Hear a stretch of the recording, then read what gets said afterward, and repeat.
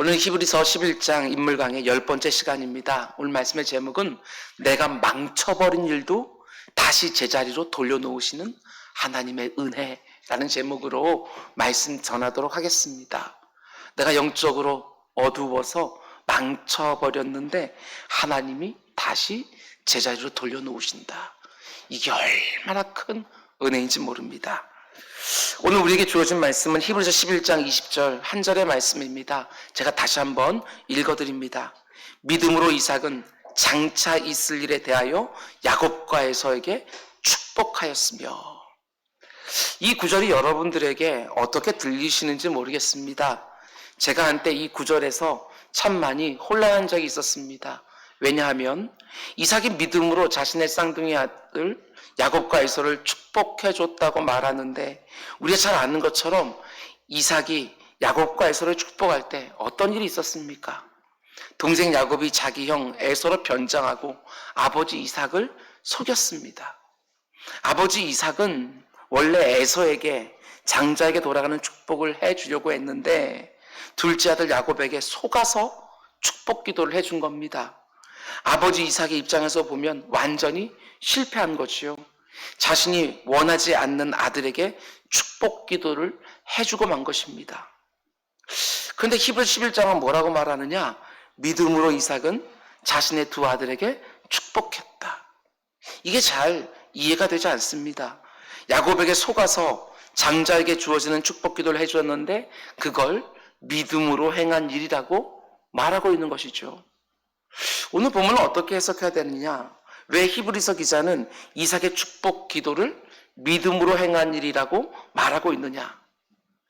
이 부분을 이 시간에 함께 생각해 보려고 하는데, 말씀을 준비하면서 제가 먼저 참 많은 은혜를 받았습니다. 오늘 본문 히브리서 11장 20절의 배경이 되는 말씀은 창세기 27장의 말씀입니다. 여기 보면 아버지 이삭이 야곱에게 속아서 장자에게 주어진 축복 기도를 해주는 것을 보게 되는데, 오늘 우리에게 주시는 너무나 귀한 하나님의 메시지가 있습니다. 오늘 설교를 들을 때 하나님의 깊은 것까지 통찰하시는 성령 하나님의 깨닫게 하심이 우리 모두에게, 이 자리는 성도님들과 온라인으로 함께 예배하는 모든 성도님들에게 동일하게 임하길 주님의 이름으로 축원을 드립니다. 오늘 본문의 배경이 되는 창세기 27장 말씀은 이렇게 시작하지요. 1절, 이삭이 나이가 많아 눈이 어두워 잘 보지 못하더니 맏아들 에서를 불러 이르되 내 아들아 하매 그가 이르되 내가 여기 있나이다 하니. 오늘 아버지 이삭이 맏아들 에서가 아니라 자신의 둘째 아들 야곱에게 장자가 받을 축복을 해주고 말았는데, 그 배경이 뭐냐?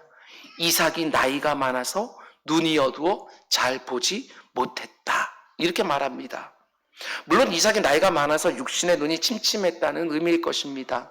22절 말씀 보면 동생 야곱이 형 에서인 척하고 음식을 들고 들어왔는데 이삭이 제대로 분별해내지는 못합니다. 말하는 것을 들어보면 분명히 동생 야곱의 목소리인데, 야곱이 염소 가죽으로 팔에 둘러서 이삭을 만져보니까 털이 복실복실하고 거친 게 틀림없이 에서의 팔인 것이지요. 그리고 속아 넘어갑니다.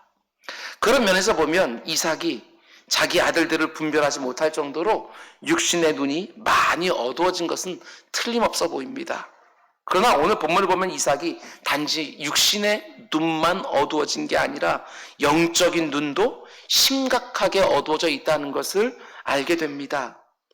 이삭은 나이가 들어가면서 아브라함에게 주어진 하나님의 언약이 흘러가는 믿음의 족장임에도 불구하고 후일 하나님의 백성들이 끊임없이 아브라함의 하나님, 이삭의 하나님, 야곱의 하나님이라고 부를 만큼 특별한 영적인 의미가 있는 족장의 계보에 속하는 사람임에도 불구하고 나이가 들어가면서 영적인 눈도 어두워져 가고 영적 수준도 현격하게 떨어져 있는 것을 보게 되었습니다.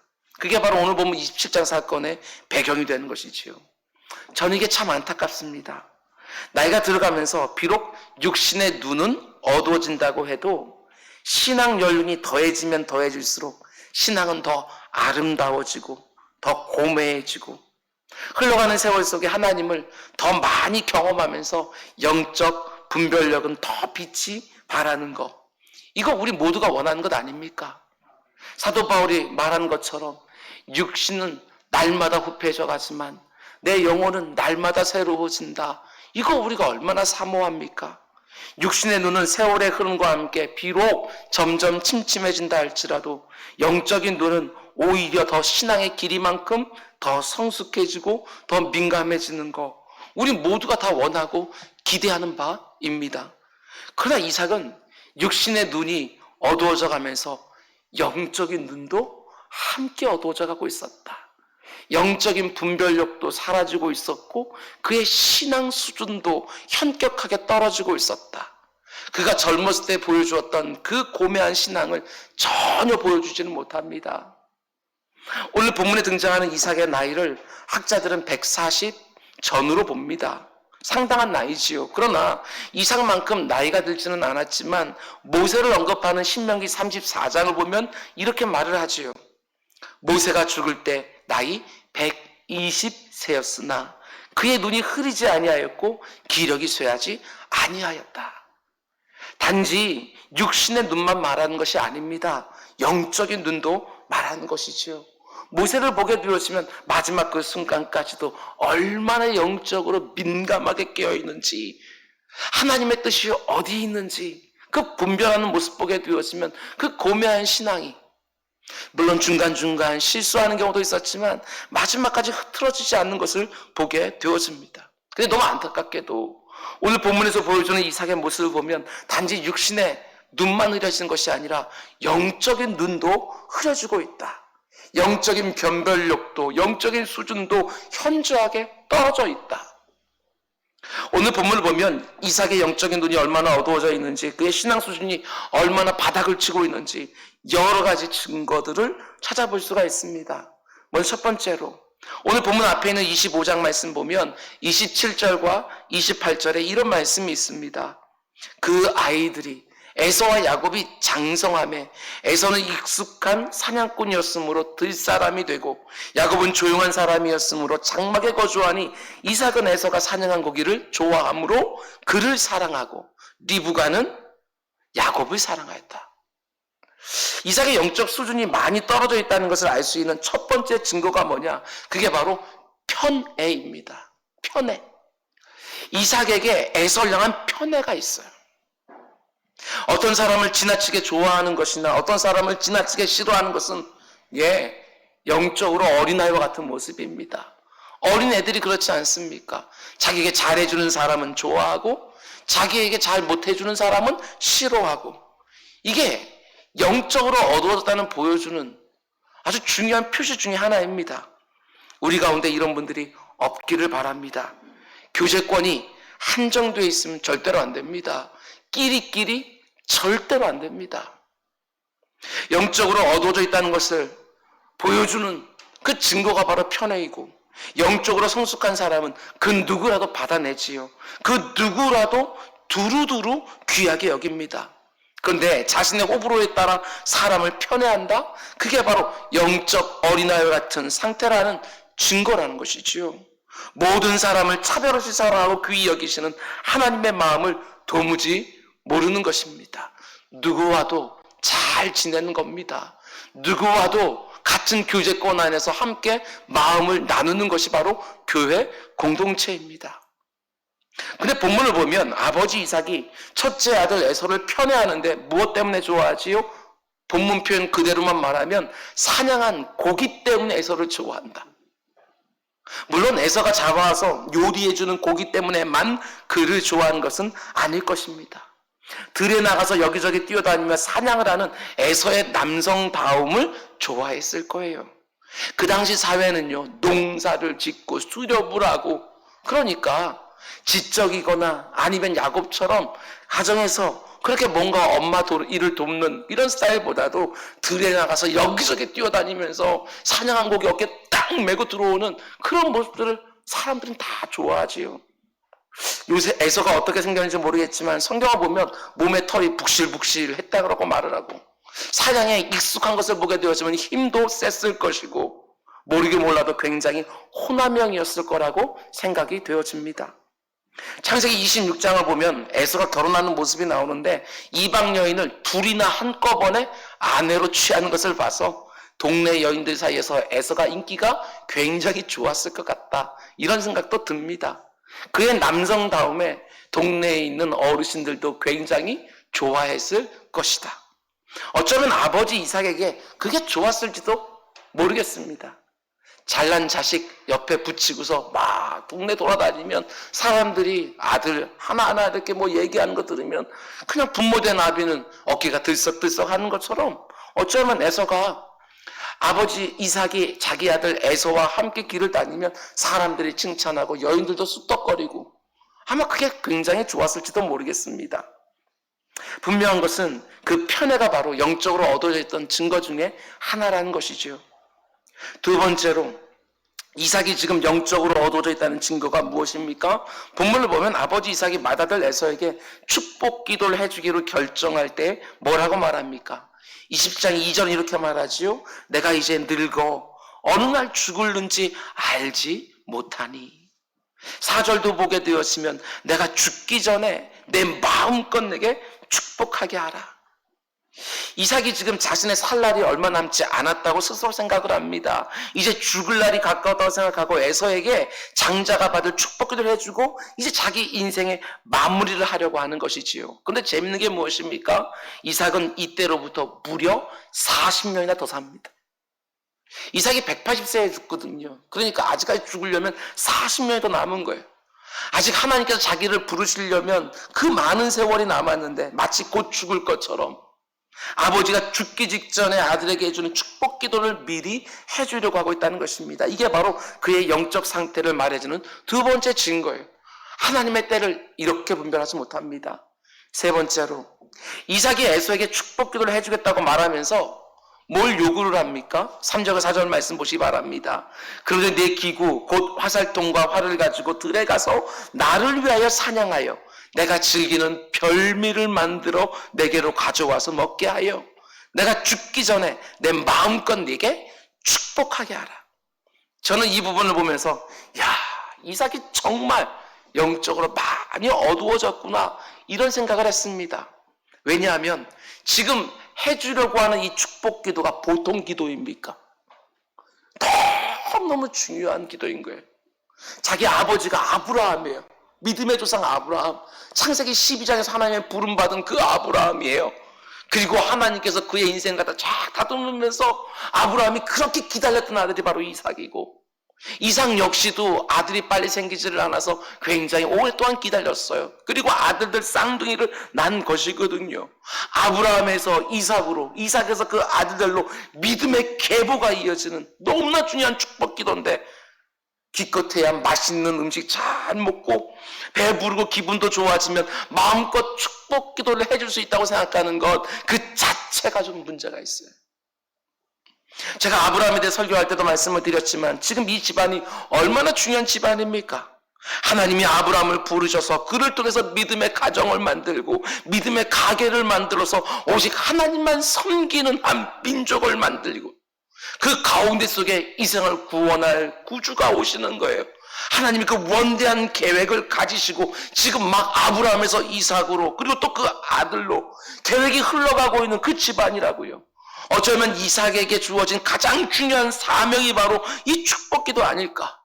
아버지 아브라함에게서 받은 하나님의 축복과 언약을 그 아들에게 연결해 주는 것, 그게 가장 중요한 사명인 거예요. 그런데 고작해야 맛있는 요리 잘 먹고 그 포만감과 즐거움을 가지고 축복기도를 해준다, 이게 말이 좀 되질 않는 것이죠. 하나님이 믿음의 조상으로 삼은 아브라함에게 주는 언약, 크게 두 가지입니다. 하나는 자녀에 대한 약속이지요. 네 자손이 하늘 별과 같이 바닷가의 모래알처럼 허다하게 많아질 것이다. 또 하나는 땅에 대한 축복이에요. 내가 이 가나안 땅을 네 자손들에게 주리라. 그러니까 이삭의 집안에는 하나님의 이 중요한 두 가지 언약이 흐르고 있는 것이지요. 그렇다면 자기 아들에게 축복 기도를 해줄 때도 이 두 가지 언약을 전수해 주어야 되는데 고작 요구하는 것이 맛있는 고기 요리예요. 별미를 먹고 배가 부르고 기분 좋아지면 그 중요한 축복 기도를 마음껏 해줄 수 있다고 생각하는 것이죠. 이게 얼마나 엉터리입니까? 자녀에 대한 언약은 그 후손 중에 예수 그리스도가 오셔서 열방이 복을 받게 되어지는 언약이고, 땅에 대한 언약은 예수 그리스도로 인하여 장차 이루어질 하나님의 나라에 대한 언약이거든요. 정말 중요한 언약이에요. 그럼 생각해 보셔요. 믿음의 조상의 아버지 아브라함으로부터 받은 그 귀한 언약을 이제 자기 아들에게 이어주려면 뭘 준비해야 되겠습니까? 맛있는 고기 요리를 먹고 몸을 배부르게 하고 기분이 좋아져서 마음껏 축복하는 것이 아니라 오히려 금식해야 되는 거 아니에요?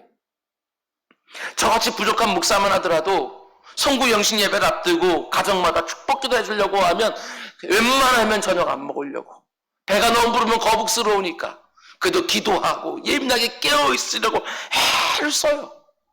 그런데 지금 이 중요한 축복기도를 해주는데, 예수님도 공생의 사역을 앞두고 40일을 금식하셨어요. 그 어느 때보다도 영적으로 깨어있기 위하여. 육신은 줄이셨지만 영으로는 충만하셨다고요. 악한 사단마귀의 미혹도 다 물리치시고 금식 후에. 이게 우리 주님의 모습이거든요. 자기가 아들들에게 축복할 때 하나님의 언약이 그 아들에게 잘 이어지게 해달라고 금식하며 기도로 준비하는 게 맞지 않을까. 그만큼 지금 이삭이 영적으로 어두워져 있는 상태라는 것입니다. 거기다가 네 번째, 이게 결정적이지요.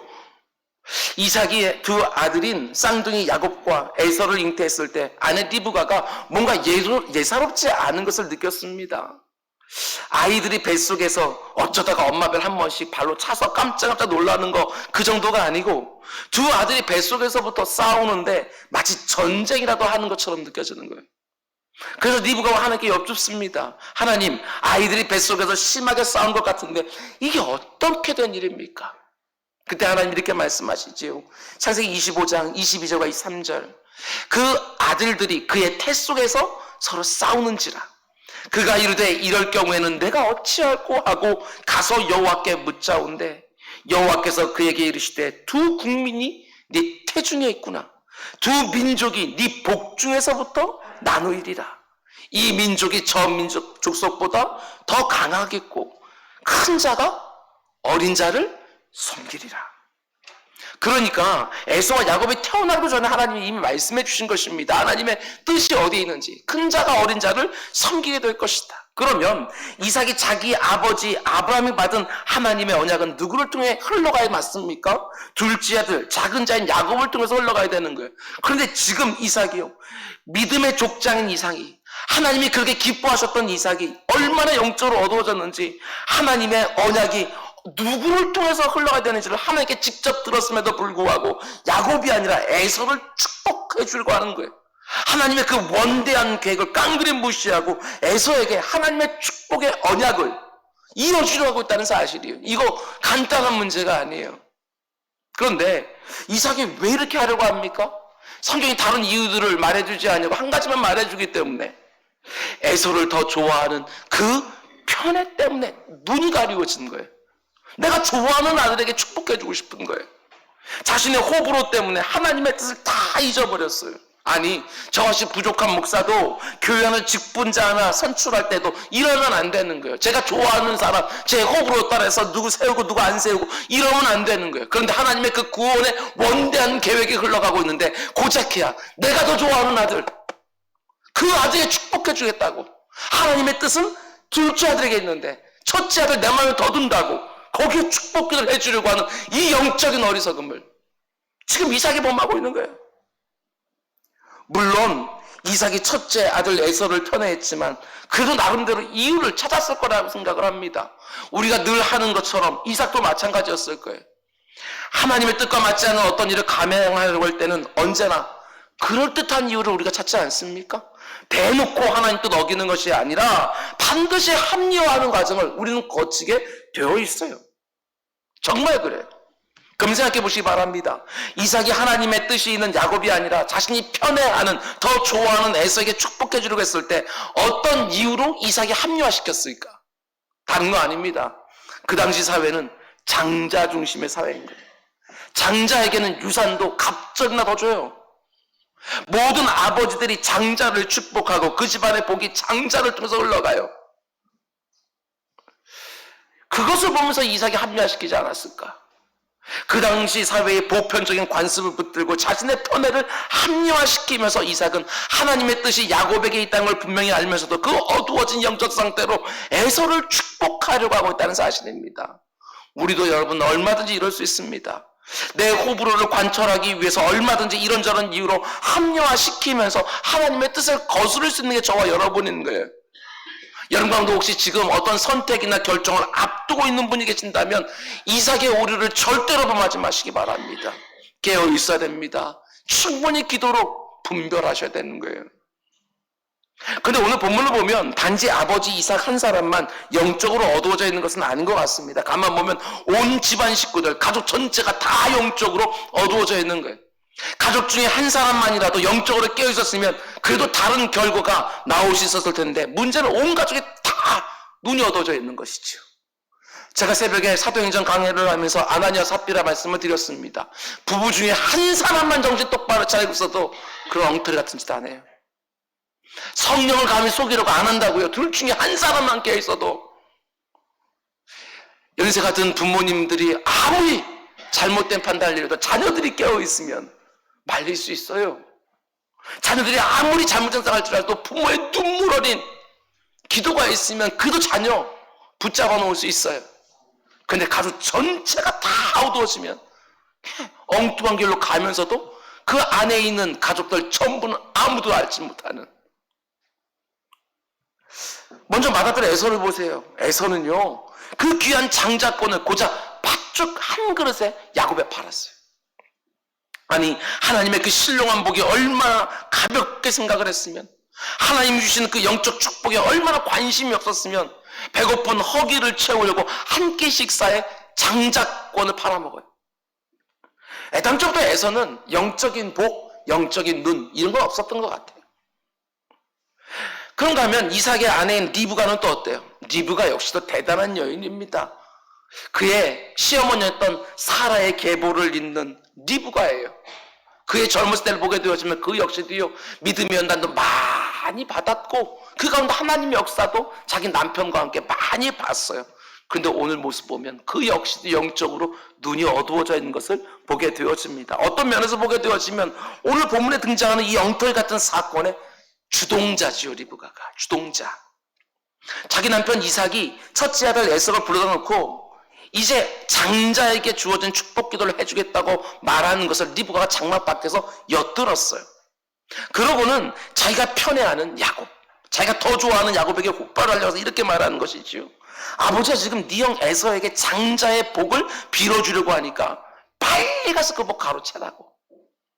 내가 지금 맛있게 고기 요리해 줄 테니까 그거 가지고 들어가서 아버지의 축복 기도 형 대신 받으라고, 아버지 속이라고 시키는 것이죠. 근데 야곱이 뭐라고 합니까? 두려워하면서 이렇게 말합니다. 27장 12절. 아버지께서 나를 분명히 만지실 텐데 내가 아버지의 눈에 속이는 자로 보일지라 복은 고사하고 저주를 받을까 하나이다. 야곱이 아버지께 걸릴까봐 두려워하는 거예요. 아무리 그래도 그렇지 아버지가 나하고 형을 구별하지 못하겠나 하면서 아버지 속이는 거 주저주저 하는 거예요. 눈이 아무리 어두워져도 내 몸 만지기라도 하면 어떡해. 걱정이 많지요. 그런데 그때 어머니 리브가가 뭐라고 말합니까? 13절. 어머니가 야곱에게 이르되 내 아들아 너의 저주는 내게로 돌리리니. 우리 한국 어머니들하고 비슷해. 내 아들아 너의 저주는 내게로 돌리리니 내 말만 따르고 가서 가져와라. 두려워하는 아들을 어머니가 설득합니다. 빨리 가서 네 아버지 속여라. 그 축복은 원래 네 거다. 하나님이 네가 뱃속에 있을 때부터 그렇게 분명히 말씀해 주셨다. 아니 그리고 네가 지난번에 팥죽 한 그릇으로 장자권 형한테 사지 않았느냐. 이거 아버지 속이는 게 아니다. 이거 형 복 가로채는 거 아니다. 원래 네 거다. 모르긴 몰라도요 온갖 말로 자신 없어 하고 두려워하는 주저하는 그 아들을 부추겨서 아버지 이삭을 속이는 그 악한 일을 하게 시킵니다. 거기다 축복은 고사하고 저주를 받지 않을까 야곱이 두려워하니까 리브가 뭐라고 말하지요? 정말 대단한 엄마입니다. 저주는 내게로 다 돌려라. 어머니가 자기 대신 저주를 받겠다고 하니까 자신 없어 하던 그 야곱이 용기를 얻어서 아버지를 속이러 들어갑니다. 우리 죄인들이 늘 이렇게 하지 않습니까? 누군가가 내가 책임질게 너 그냥 해 이러면 힘을 얻어요. 처음에는 주저주저 하다가도 일단 이런 과정들만 있으면 담력을 얻어서 얼마든지 죄도 짓지요. 하나님이 기뻐하시는 일이 아니라 하나님이 가증스럽게 여기는 일도, 벌 받을 만한 일도 이렇게만 말할 수 있으면 용기를 얻어요. 하나님, 원래는 저는 안 하려고 했습니다. 그런데 엄마가 그렇게 하라고 했어요. 저주는 엄마에게 돌리십시오. 아버지 이삭에게 비록 걸리더라도, 아버지 정말 저는 안 하려고 했는데 엄마가 시켰어요. 그러면서 자신의 잘못을 누군가에게 전가할 수만 있으면, 어떤 핑계를 댈 수만 있으면 그리 아무리 악한 일이라 할지라도 담력을 얻어요. 최초의 인류가 지은 첫 번째 죄도 마찬가지 아닙니까? 하나님이 아담에게 왜 선악과를 따먹었냐고 물으니까 하나님이 내게 준 아내가 먹으라고 그랬다고. 그래서 하와에게 왜 따먹었냐고 물으니까 저 뱀이 먹으라고 했다고. 여러분, 우리는 이 부분에 굉장히 능숙합니다. 정직하게 생각하면 저도 그렇고 여러분도 그렇고요, 이런 일에 굉장히 능숙해요.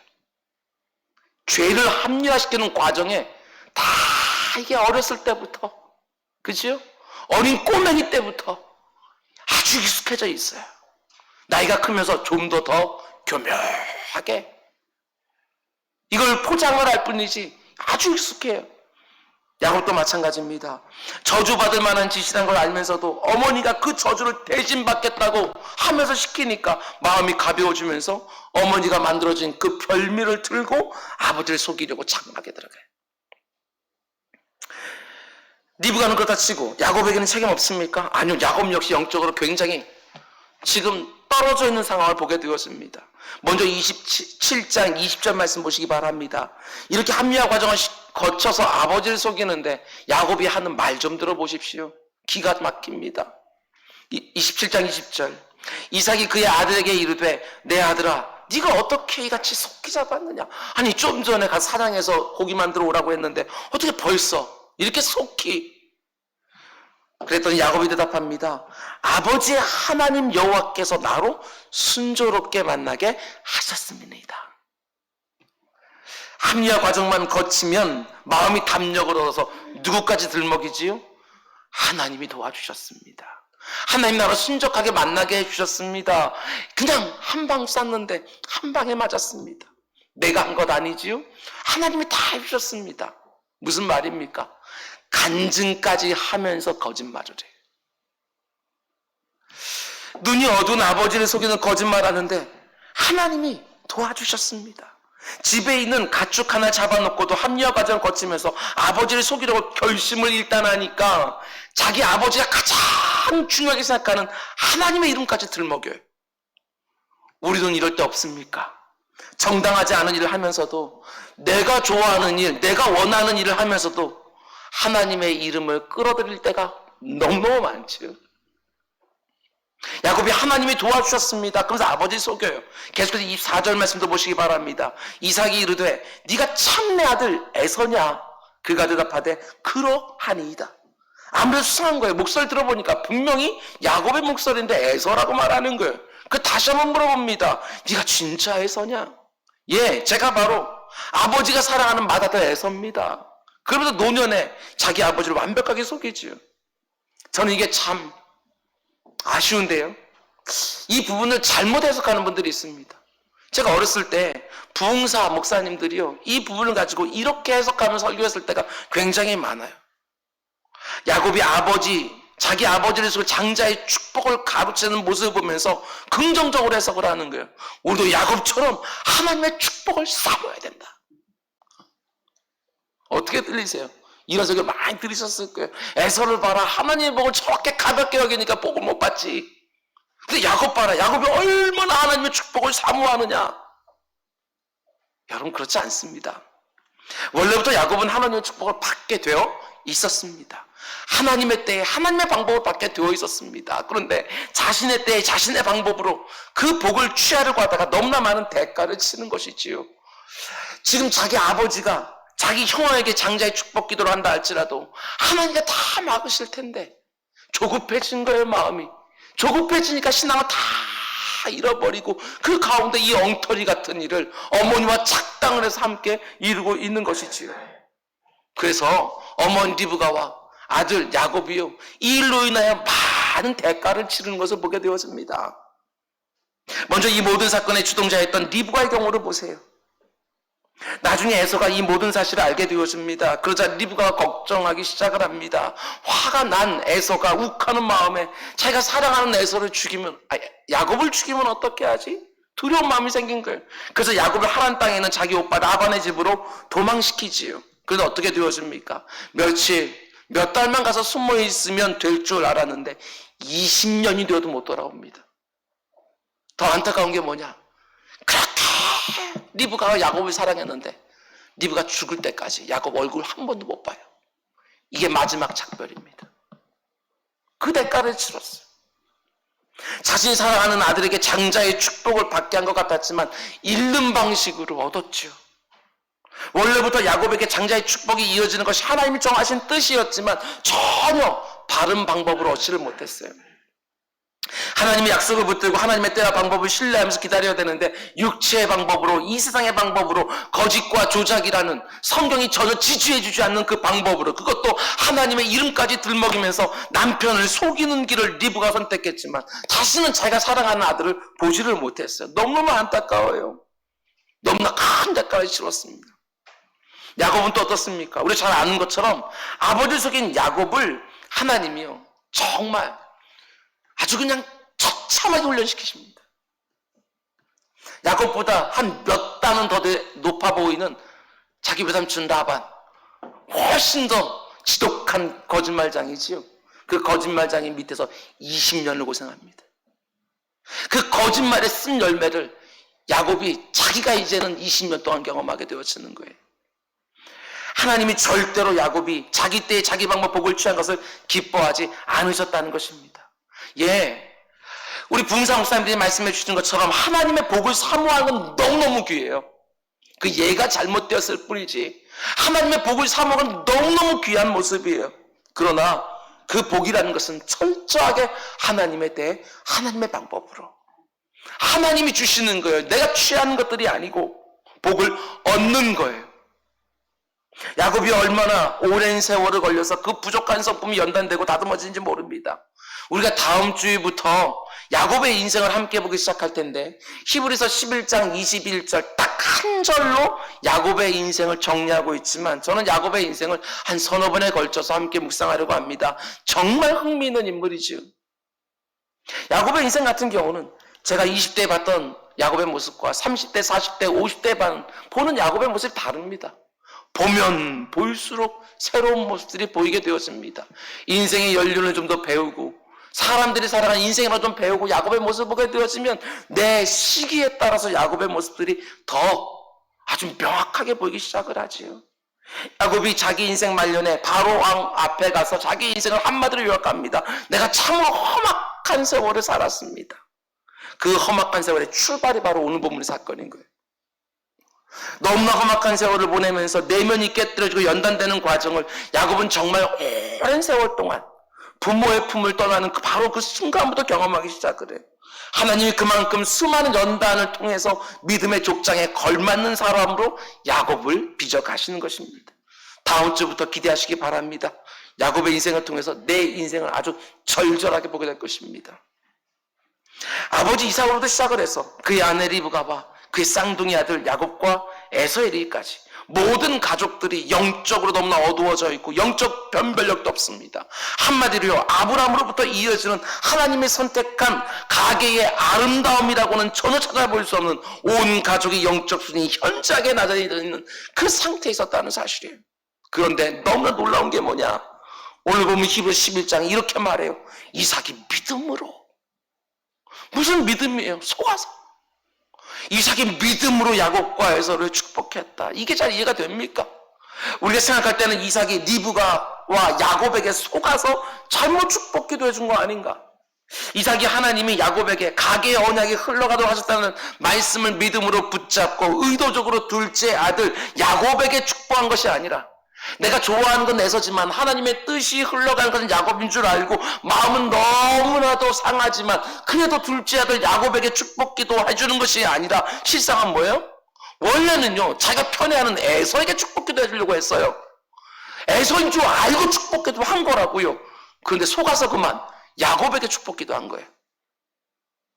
근데 오늘 보면 너무 놀랍게도 이삭이 야곱에게 속아서 그를 축복하고 에서를 축복하지 못했던 그 사건을 가리켜서 믿음으로 야곱에게 축복을 했다고 기록하고 있는 거예요. 오늘 본문의 말씀은 어떻게 해석해야 되느냐? 여러분, 그런데 그 가운데 담겨있는 의미를 알게 되었지만 이 말씀이 여러분과 저에게 얼마나 큰 위로가 되는지 몰라요. 잘 들으시기 바랍니다. 오늘 본문인 히브리서 11장 20절 말씀이 왜 이렇게 말하는지 너무나 중요한 실마리 하나를 창세기 27장에 찾을 수 있어요. 이삭이 속아서 야곱에게 장자의 축복을 다 빌어준 다음에 얼마 지나지 않아서 에서가 사냥해서 잡은 고기를 가지고 짐승을 가지고 요리를 해서 자기 아버지 이삭의 장막으로 들어와요. 이삭이 얼마나 놀랐을까? 이삭이 얼마나 놀랐을까? 이삭이 너무나 놀라면서 이렇게 말을 해요. 33절. 이삭이 심히 크게 떨며 이르되, 아니 그러면 사냥한 고기를 내게 가져온 자는 누구냐 도대체? 네가 오기 전에 내가 그거 음식 다 먹고 내가 그걸 축복해서 다 해줬다. 근데 제가 이해가 안 되는 것은 그 다음에 이삭이 하는 말이에요. 잘 들어보셔요. 그러나 그가 반드시 복을 받을 것이니라. 한번 여러분 상식적으로 생각해 보시죠. 이게 잘 이해가 되나? 제가 신학교에서 공부할 때요, 이 본문을 읽으면서요, 이런 생각을 한 적이 있어요. 아니, 복을 다시 주면 안 되나? 그치요? 내가 속아서, 내가 분별하지 못해서 야곱을 축복한 것이니까 그 축복기도 취소한다고 하고 내가 사랑하는 아들 에서에게 다시 축복기도 해주면 안 되는 건가? 이런 생각을 좀 가진 적이 있었어요. 잘 이해가 안 됐거든요. 이미 입 밖으로 나온 것이니까 다시 주워 담을 수 없는 건가? 축복 기도는 한번 해주면 다시 거둬들일 수 없는 것인가? 한번 복을 빌어주면 그 복이 그냥 그 사람에게 가는 것이지 잘못 빌어준 것도 다시 취소할 수 없는 건가? 뭐 이런 질문이 생기는 거예요. 여러분, 그런데 여기에 아주 중요한 실마리 하나가 있다는 것을 후에야 알게 되었습니다. 그게 뭐냐면 이 부분이요, 이삭이 심히 크게 떨며, 이 부분이 중요해요. 이걸 잘 여러분들 묵상하셔야 돼요. 이게 어떤 뜻입니까? 아니, 이렇게 못된 놈이 있냐? 감히 아버지 나를 속여? 태어날 때도 지형, 발꿈치 뒤 꽉 붙잡고서 먼저 날려고 그렇게 애를 쓰더니 결국 이놈이 사고 쳤네. 이러면서 분노에 차서 치를 떨었다. 이런 의미겠습니까? 속아서 축복기도 해준 것이 너무나 분해서 이삭이 크게 떨었다. 이런 의미가 아니라는 것입니다. 왜 이삭이 에서가 아니라 야곱에게 자기가 축복기도 해준 것을 알고 심히 크게 떨었느냐? 이삭이 자기가 속은 것을 깨닫는 그 순간에 저는 이렇게 묵상했어요. 이삭의 영적인 눈이 확 순식간에 밝아졌다. 왜 그랬을까? 자기 눈이 너무나 어두워져서 하나님의 뜻이 야곱에 있다는 것을 그동안 잊고 있었다는 거예요. 에서를 향한 편애가 자기 눈이 다 그냥 가려가지고 장자를 우대하는 이 세상의 보편 방식에 자기 눈이 다 가려져 있었던 것이지요. 그런데 자기가 축복한 것이 에서가 아니라 야곱이라는 걸 깨달았을 때 그의 눈이 확 하고 다시 열리면서 하나님의 그 언약의 말씀, 큰 자가 작은 자를 섬기리라, 이 말씀이 생각이 나는 거예요. 자기는 분명히 에서를 축복해 주었어요. 그런데 속아서 야곱을 축복한 결과가 돼버렸어요. 그런데 그걸 아는 순간 마치 망치로 머리를 탁 하고 맞은 것처럼 순식간에 깨달아진 게 있어요. 그게 뭡니까? 하나님이 이렇게 하셨구나. 이거요. 이 모든 일에 하나님이 개입하셨구나. 이거요. 자신이 그렇게 영적으로 어두울 때 어두워져서 야곱을 선택하신 하나님의 뜻이 어긋나도록 제가 이를 망칠 뻔했는데 하나님이 자기가 속게 해서, 속지 않았으면 에서에게 축복했었는데 속아가지고서 조금도 어긋나지 않게 하나님의 뜻이 선 거예요. 그 깨달아는 순간 말할 수 없는 놀라움, 아니 말할 수 없는 두려움이 싹 하고 내가 뭔 짓을 한 건가? 너무나도 두렵고 떨리기 시작했던 거예요. 하나님이 나의 연약함과 무지함에도 불구하고 자신의 뜻을 아주 정확하게 이루셨구나. 야곱에게 축복이 흘러가 된다 하시는 그 말씀을 이런 방식으로라도 하나님이 다 이루셨구나. 뒤늦게 나타난 에서를 보면서 이삭의 영적인 눈이 확 하고 열리게 되어지는 거예요. 여러분 복음서도 보게 되었지만 이런 경험을 한 사람들의 이야기가 종종 나온 걸 보게 되었습니다. 베드로가 예수님을 처음 만나는 장면을 한번 생각해 보셔요. 베드로가 밤이 맞도록 그물을 내렸지만 한 마리 잡지 못했습니다. 주님이 나타나서 오른편으로 그물을 던져라 했더니 베드로가 그 말씀에 순종하여 오른쪽으로 그물을 던져요. 그러면서 그물을 끌어올리는데 혼자서 끌어오지 못하고 자기 배에다 다 담을 수도 없어. 동료의 배까지 불러가지고 두 배를 가득 채우는 순간 베드로가 어떻게 합니까? 너무나도 감사해서 만선의 기쁨으로 하나님 앞에 주님께 경배 드린 것이 아니라 어떻게 하냐면 크게 떨면서 주여 나를 떠나소서 나는 죄인입니다. 여러분 이게 좀 이해가 되세요? 죄인인 내게 어마어마한 하나님의 은혜가 혹 하고 들어오니까 감당이 안 되는 거예요. 오히려 무서운 거예요. 내가 얼마나 엉터리인지 내가 얼마나 허물투성인지 아는데 하나님의 어마어마한 은혜 앞에 딱 서게 되어지니까 그게 감당이 잘 안 되는 거예요. 내가 하나님 앞에 심판을 받아도 모자랄 판에 하나님의 큰 은혜가 혹하고 다가오니까 자기 자신의 죄성과 악함과 무자경을 각성하는 경건한 두려움이 밀려오는 거예요. 본문의 이삭도 마찬가지예요. 뒤늦게 나타난 에서의 말을 들을 때 내가 속았구나. 속았다는 분노 때문에 크게 심히 떤 것이 아니고 자신이 영적으로 심각하게 어두워져 있는 상태임에도 불구하고 자신의 잘못된 판단이나 선택에도 불구하고 하나님이 그런 자신을 통해서도 믿음의 계보를 아주 정확하게 이어준 거예요. 이게 너무너무 놀랍지요. 무서우리만큼 하나님의 역사가 놀랍게 선 것을 보면서 경건한 두려움이 확 하고 밀려 들어오는 거죠. 그래서 이삭이 어떻게 합니까? 이제 믿음을 딱 세운 걸 보게 되었습니다. 그 증거가 뭐냐? 잘 들으십시오. 자신이 속아서 야곱을 축복기도 했지만 그 축복기도를 취소하지 않아요. 속은 걸 아는데도 축복기도를 거두어들이질 않아요. 이어지는 구절을 보면 자신이 편애하는 에서가 썰 불면서 두 번, 세 번, 네 번 계속 다 아버지에게 간청을 해요. 아버지가 사랑하는 아들 에서입니다. 에서 나도 축복해 주십시오. 야곱이 아버지를 속이고 나를 속였습니다. 나에게도 장자의 축복을 해 주십시오. 라고 그렇게 간청을 하는데 이삭은요 어쩔 수 없다고. 이미 그 야곱에게 자기의 모든 축복이 다 흘러갔다고. 축복을 거둬들이지 않아요. 이미 해버린 축복이라고 해서 어쩔 수 없었다고 하는 게 아닙니다. 한번 내뱉은 말이기 때문에 다시 주워 담을 수 있는 게 아닙니다. 이제야 순종하기 시작한 거예요. 이삭이 제대로 하나님의 뜻을 알았으니까, 무서우리만큼 정확한 하나님의 역사를 지금 눈으로 봤으니까 하나님이 나의 허물에도 불구하고 이렇게 자신의 뜻을 세우셨구나. 뿐만 아니라 저는 이삭이 얼마나 감사했을까도 생각했어요. 어두워질 때도 어두워진 자신의 영적 상태임에도 불구하고 하나님이 그 과정 속에 개입하셔서 자신을 통해 하나님의 뜻을 정확하게 이루어 주신 거예요. 거기 쓰임 받은 거예요.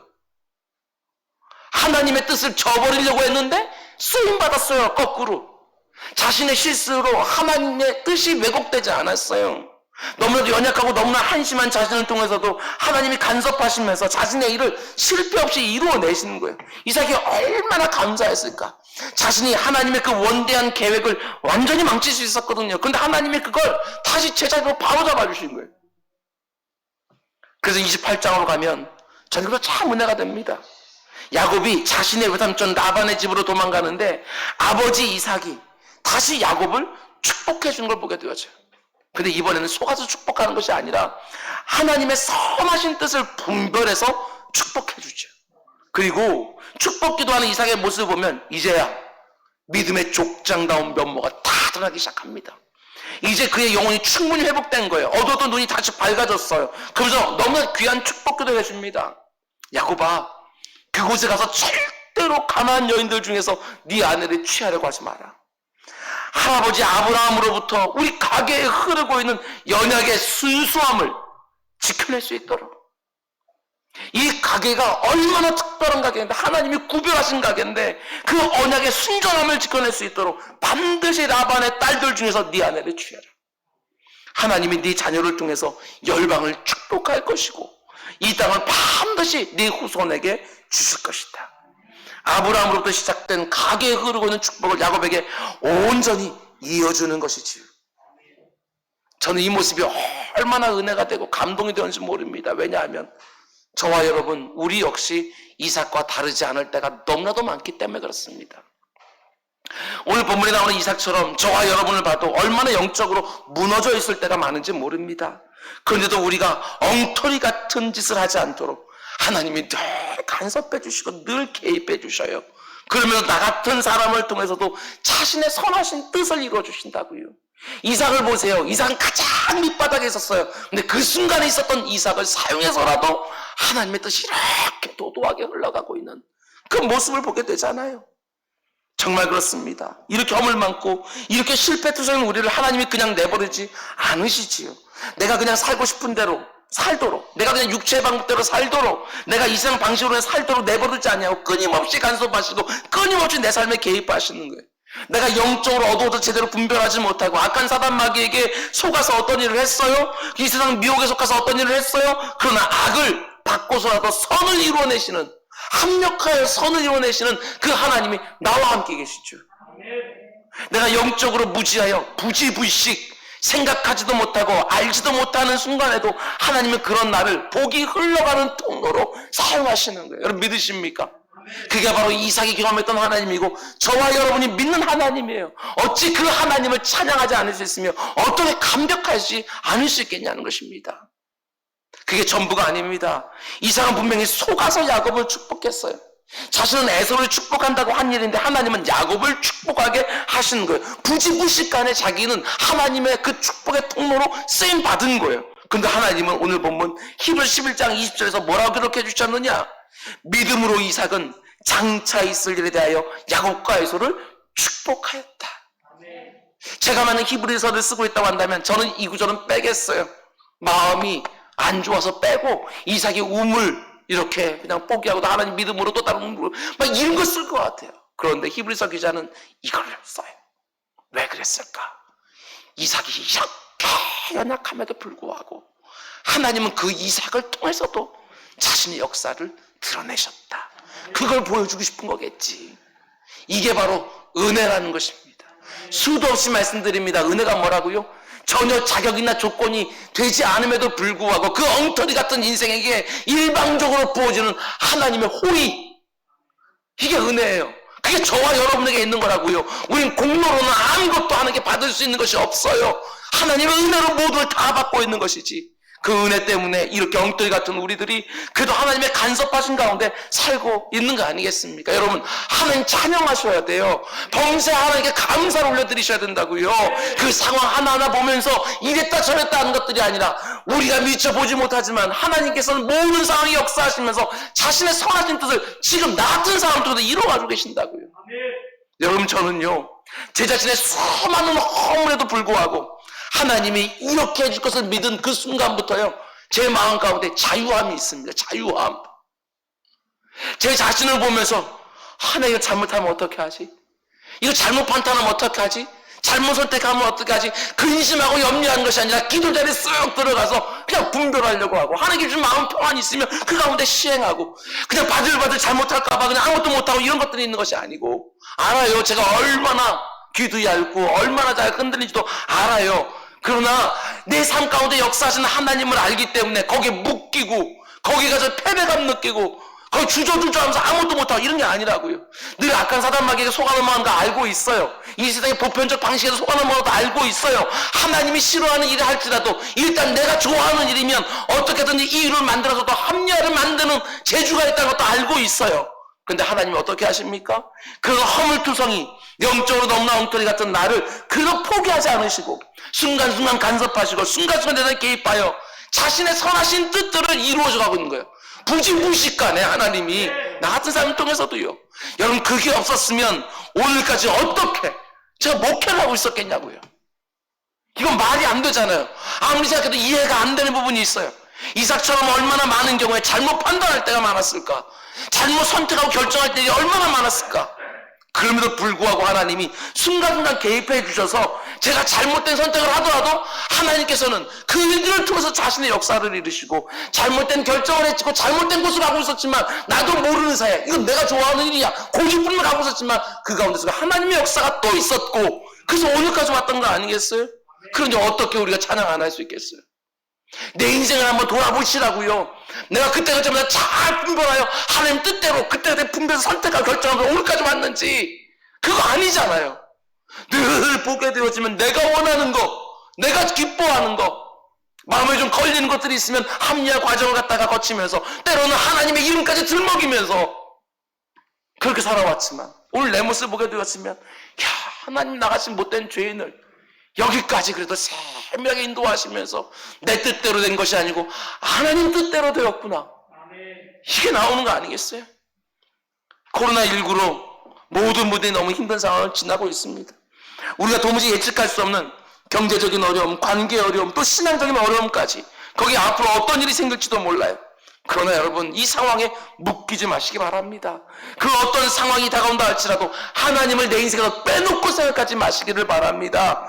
예상치 못한 상황 속에서 저나 여러분이나 분별력을 잃어버리고 또 실수할 수 있습니다. 또 잘못된 선택을 할 수 있습니다. 그러나 그 과정 중에도 하나님은 역사하셔요. 그 과정 중에도 하나님은 자신의 선하신 뜻을 아주 도저히 이루어가고 계신다고요. 저도 그렇고 여러분도 그렇고 인생의 순간순간에서 이번에도 하나님이 개입하셨구나. 내가 완전히 망쳐버린 일을 하나님이 제대로 또 돌려놓으셨구나.